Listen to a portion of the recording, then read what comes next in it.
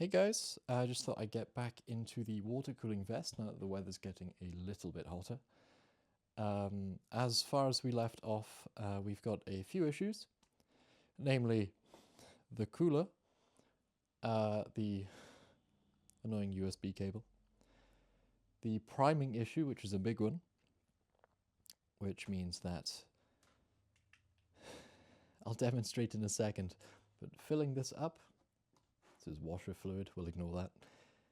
Filling this up, you've got to kind of help the pump along, which means if you move that cooler a few degrees either way, if it's not full, and this one isn't sealed, which I'm sure I'll deal with at some point, but today is not that day, then it can cause you to have to reprime it, otherwise it will just pump nothing and the pump will die.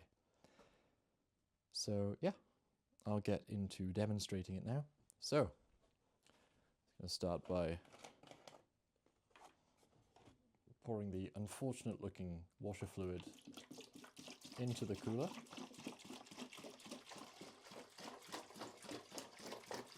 Could this be done off camera? No. No, it couldn't be.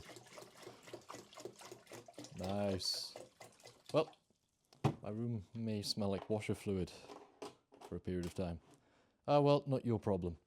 Anyway, so the one good thing I like about this design so far is the quick disconnect, which is just here. So it's fairly simple. You take this end and it just pops in.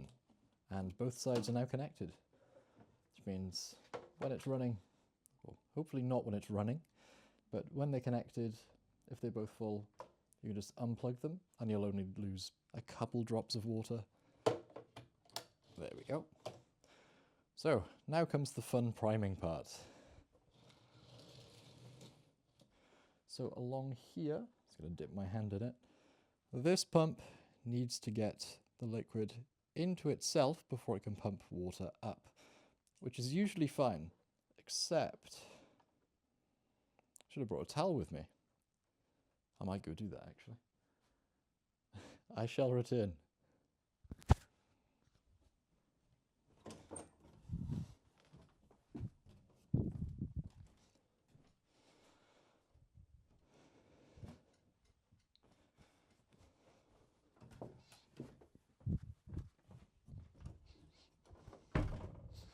And for audio syncing sake. Right, I'm now back. So, to get this to prime, sometimes you can get lucky and just plug it in. So I'm going to plug it into the wall for now.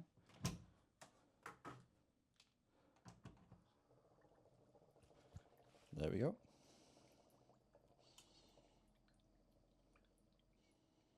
You can hear it bubbling. You can see there. So that'll be pumping water through this side, along here, and into the vest.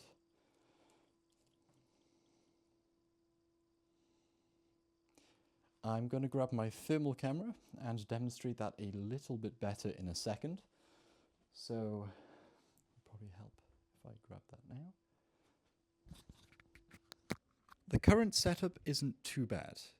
The idea being that as long as you freeze enough water, also known as ice, don't know why I said it like that, put the ice in here along with some water or something else. As long as it's not oil or anything thick, I'm sure it'll work too. Put that in here, turn on a pump, it'll keep you cold until this warms up to your temperature. Some of the key issues right now is that's your real time constraint. Cooler's a bit big, I'd like to put it into something smaller. There's no real limit on that. Maybe a plastic bottle of some kind. Pop it in your backpack. As long as you have this connector and a pump, it'll work exactly the same. And fix the... No, that's fine. I'm going to plug it in.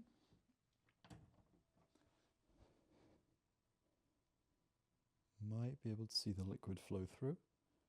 There we go. Perfect.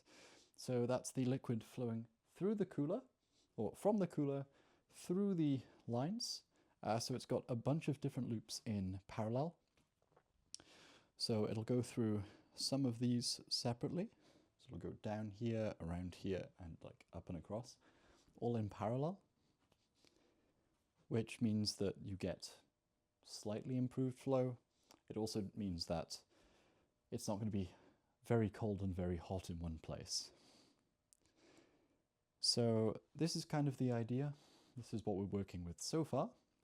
There are a lot of improvements that I definitely need to make, which I will discuss off thermal camera.